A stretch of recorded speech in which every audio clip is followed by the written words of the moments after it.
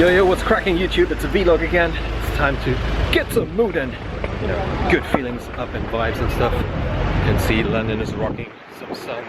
Yesterday was rainy. You always have to look, you know, like these guys here in the car. But yeah, feeling good. Getting some breakfast now. And then I thought I'll do a voiceover over my workout with answering your questions. So let's do it.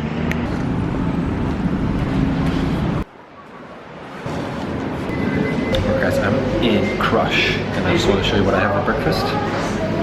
Black coffee. This is like a quinoa coconut porridge, scrambled eggs, and an egg sandwich. So quite a lot of food, and you're probably asking, why are you eating breakfast? Why are you not fasting anymore? Well, at the moment I'm in a bulking phase. So after my workout of the 10-week workout program which I just did, I'm now going to the phase where I want to build up some more muscle mass. Still have a cough, as you can hear that, and therefore I'm not going to be doing intermittent fasting. I'm going to eat around my workouts, so I just had a workout and that's what I'm doing. Just keeping you in the loop because you're always asking these questions. And now let's go to the Q&A as promised. Here we go.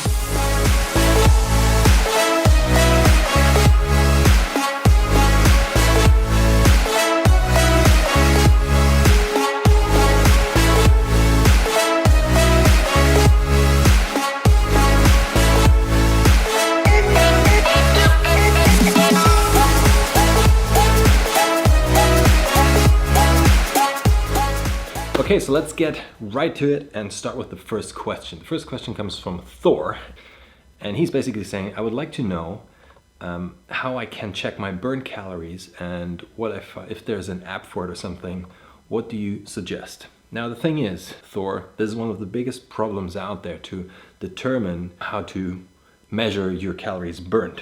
So what it is, you've got like watches and stuff you can wear, and like heart rate monitors, and you've got the Apple Watch and all these things. The problem though is that the calorie burnt it's always a calculation behind it, meaning it's never going to be 100% accurate. What we can do in terms of the calories we eat to determine those is also not 100% accurate, but much easier because we know how many calories a banana has, and we can put that into MyFitnessPal, for example, and then you know, okay, I've had like 2,000 calories a day. Now, when you exercise, there's so many things that determine how your body sort of burns calories that there's one thing. Well, what it basically is, you've got like an oxygen mask on, you're sitting on a bike, and by determining the output of how much oxygen you're breathing in and how much CO2 you're breathing out, you're able to determine how much calories you burn. That's the most accurate measure we have, but it is something which professional athletes do, and that's why the best way of doing it is actually not thinking about it in terms of, oh, I burned 1,000 calories this workout, and then putting it into your MyFitnessPal and horking down more food. What I would do is I would just ignore it, go about working out, focusing more on your calorie input in terms of, let's say you're allowed 2,000 calories. If you want to lose weight, you go into a 500 calorie deficit. You make sure you measure your weight all the time, because based on these numbers of what you eat more or less and then how your weight goes up and down, that's much more accurate than now trying to determine how much calories you burn throughout a workout. So next question comes from Abhijit Gua, and he's saying, Mark, can you tell me what is body recompositioning or recomposition, and when should a lifter opt in for it? Now, body recomposition is straightforward, really simple. Just means you recomp your body, meaning you shift in terms of body weight and muscle mass, that's going to be shifting. So recompositioning anything just means you're exchanging things. You're trying to reduce one side of things and increase the other. Now, when we talk about body recompositioning, most of the time you're talking about this phenomena of losing fat and building muscle at the same time. Now, there are only 2 times or maybe 3 times when that really can happen. The first time is when you're a beginner, and it's the very first time you're actually hitting the gym and you've never trained and never lifted before. Then you're able to lose fat and build muscle at the same time. And the same thing might happen for people who haven't trained for 30 years and go back into the gym. That's the same phenomenon, that then you might be able to recomp your body. And the last time is if you're on gear, if you're taking some sort of, enhancement, anabolic sort of ... You will always be able to, lose fat. You can lift shit, you can eat shit, you can do whatever you want, and you will look amazing. But yeah, that's really what it is. Body recomposition just means losing fat, building muscle at the same time. And now, when should a lifter be opting in for it? It's not about really you choosing when to do that. It's basically, like I just said, it's these three times in a career of a lifter when that can really happen. Now, it might be that some people talk about when they go onto a new weightlifting program, then they say, I'm going to do a recomp. If bodybuilders talk about that, what they basically mean is maybe they go from a bulk into a cut. They want to sort of shift their performance and aesthetics. That is really what body recompositioning is. Short and easy answer. Next one. All right, so next question comes from Ilya Zayai. You need to find better YouTube names, guys. Okay, so the question is in German and it's basically saying, ist ein Gewichthebergürtel sinnvoll oder nicht? Gewichte bis ca. 150 Kilo. In English means, you've got the weightlifting belts you put around and you've seen a lot of people wearing them, and he or she saying, is it something necessary to wear or not? And for weights up to 150 kg. In my opinion, I never used any sort of stabilization gear like weightlifting weights or, like wrist stabilization and stuff if it's not needed. Meaning if you had an injury and you want to go back into lifting, let's say, especially the weightlifting belts, what they do, they take off the pressure on your spine and therefore, they stabilize your core. And a lot of people have problems, they have weak cores, but they still want to lift, like, let's say deadlifts and squats, they want to go heavy. And that only happens, or you're only able to do that if you've got a really, really strong core. Now, the lack of that, you will not be able to lift as much weight. And also your form will suffer if you don't wear these belts. And it looks cool, right? To be honest. If you wear this belt, you look like an advanced lifter, you look like some dude who knows what they're doing. But most of the time, I feel people have no clue why they're wearing this. If you're not a power lifter, and that's the only exception where it's allowed to use it, and I've been in contact with some of them, and what they say is when they wear it, it's not about stabilizing, it's about engaging your core and pressing it to the front of the belt. So you're pressing your tummy towards the belt, and therefore you're sort of making sure your core is engaged. But most people have no idea how to use these belts. They just strap them on and think, okay, great, now I'm stabilized, let's go.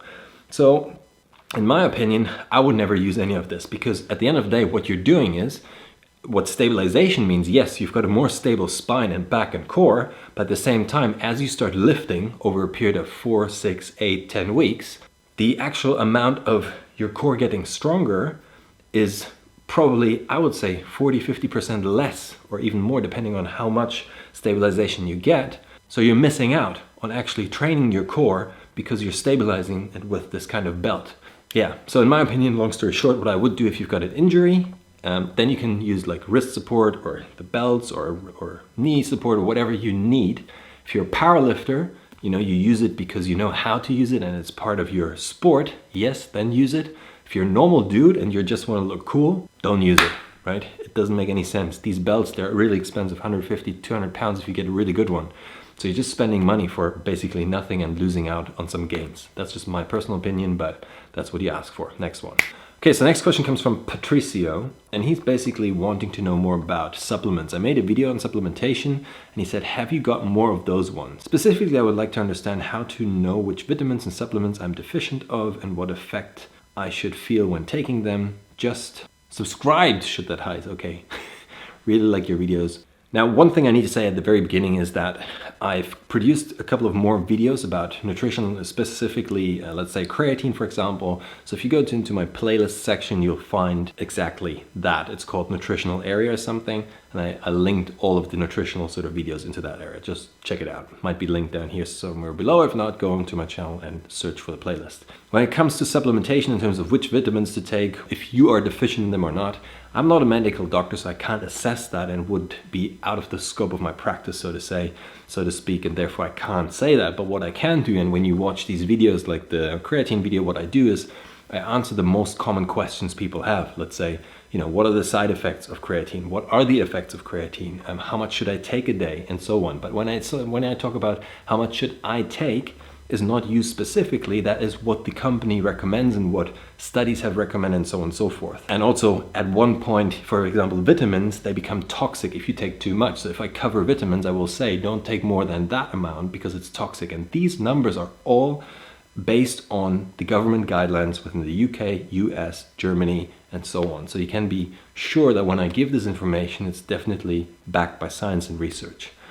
But again, for you specifically, I would always recommend to go to a dietitian or a doctor if you want to know more about this. Another thing I want to mention is I'm bringing out my program very soon, and part of this program is a supplement guide. You guys have been asking me about this guide, and I will be doing a very, very specific review of the 10 most taken supplements and everything you need to know about them. So make sure you check that out. Once it hits the market, you will know because you're going to get an email or you're going to see it here on this channel. So watch out for that. Okay, so next question comes from Jivodar Angelov.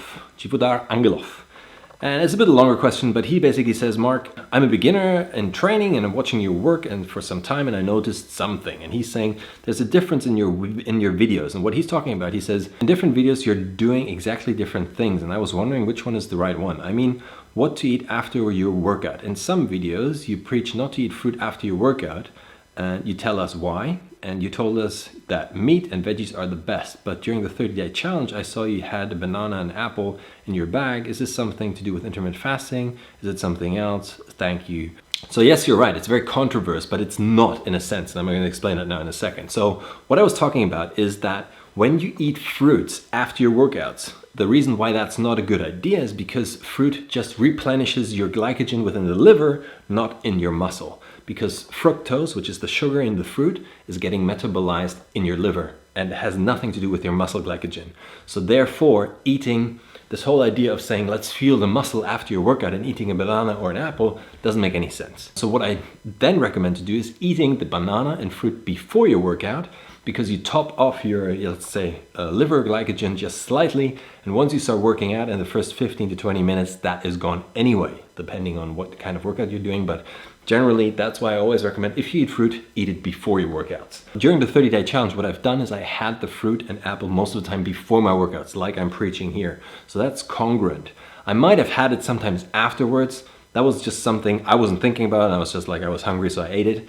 But it didn't affect my results too much as well, if you've seen on the 30-day challenge. Because what I do recommend instead is eating meats and cruciferous vegetables, because you want to make sure that you don't, you have this estrogenic blocking effect by eating cruciferous vegetables, making sure that your testosterone growth hormone so it stays elevated over a longer period of time. Therefore, you're going to be losing more fat quicker.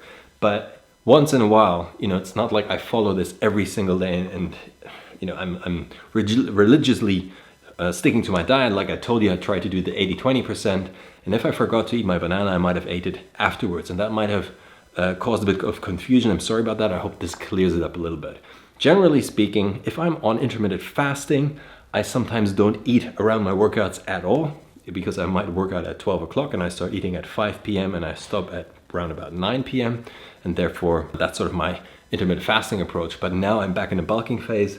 And because I consider myself as an athlete, I train like an athlete and I eat like an athlete, meaning I fuel my body before and after my workouts the right way. And I can talk about this in more specific terms. If you want to, leave a comment in the comment box below. Happy to talk about this in more detail. But losing fat and being in a cut or getting an aesthetic sort of shape is a different sort of nutrition and workout program compared to when you want to build muscle, bulk up, and There is something called a lean gain phase and a bulking phase. So we can talk about all these phases, but I'll also be talking about this in my program coming out very soon. So yeah, let's move on to the next one. Okay, last question for today is about training. And I get this question actually a lot, and I have a client of mine I can think of who has exactly the same problem as you, Rick, Martin. And he says, I can knock out 40 to 50 push-ups, no problem, but I can't do a single chin-up, or a pull-up, I guess, without assistance. What is effing wrong with me and my arms and chest and back? Am I such a weakling? Question mark. Thanks for encouragement and advice. First of all, this is a very good question, and I have a client who has exactly the same problem. Now, we have to differentiate. Pushing and pulling motions are different in terms of muscle activation response. So pushing motion is your chest, and secondary is your triceps. Is the pushing motion. Pulling motion is secondary biceps, and primary your whole back, depending on which angle you're pulling. And I find when you're a beginner, most of the time the problem might not actually be that you don't have the muscle. If your body composition is sort of okay, if you're not obese and overweight, and then pulling up is obviously, there's no way you're going to be able to do that. Pushing, you're always going to be stronger, because if you think about it, when do you do an overhead pull in your normal day-to-day life? Basically never, right? But you might be pushing, let's say, a box onto a shelf. So your pushing is always more developed than pulling. You're never pulling something from the top down. There's just no sort of normal day-to-day activity. That's why we're very, very, very weak in this sense. But the other thing is also, and this is something I call intermuscular coordination. That means how do the muscle groups work together? Because this is a multi-joint movement, meaning your elbow, your shoulder joint are involved by pulling down. So it's your triceps and it's your back muscle. They need to sort of work together to pull your arm down. Now, what I find with my clients is I said, so pull yourself up. And the activation for a pull-up starts by contracting your traps at the back to raise your back to that height, and then you start actually pulling first. But what I see a lot of people is they try pulling without actually activating the back in terms of getting your chest up first, the first lift, which is also the first movement.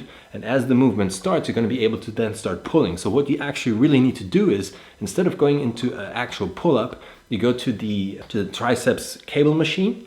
You use a very, very light weight. You sit on the cable machine, and then you try to first activate the back and then initiate the pull out of the arms. And try to really close your eyes and imagine your muscle at the back, how they contract, and then you have to feel that motion. It is really about knowing your body, knowing your extremities, and knowing how to activate certain muscles. That's why also when you see gymnasts and they do like a handstand, they raise their legs up and down, that only works because they know which muscle group to activate. And because a lot of us are not in sync with our bodies, that is one of the biggest problems out there, that when someone says, let's say a biceps curl is really easy because you just have one joint and you know your biceps, you can see it, and it's like, yeah, that's my biceps, and you know. But when it comes to bigger motions like deadlifts and squats and overhead pressing and bench pressing and pull-ups, these are multi-joint movements, and they're very, very difficult to learn for a lot of people because what I've just said, the intermuscular coordination is something you need to learn. And it's a process over, with everything you learn, it needs time. So when people say, yeah, but I can do this very easily, but I can't do that, it's probably because you haven't done it. And all I can really say and preach here is it's repetition. Repetition is the mother of skill, meaning you really have to put in the work and start not by doing the actual motion. Let's say when you do a deadlift, you're not starting with 200 kilos deadlifts, you're starting with the bar. Same with a pull-up. Doing an assistant pull-up is nothing shameful. Don't think of you being, like a weakling or someone's going to look at you. Don't give an F about what other people think in the gym. Just focus on what you do and who you are, because that is the most important thing. There's no one else like you on this planet, so therefore everyone else who's judging you has no clue of what they're doing. Long story short, that's my advice for you. Now we're going to head over to the TV studio because I had a little interview going on for the Chrissy B show. Enjoy that little clip, and I'll see you in the next one.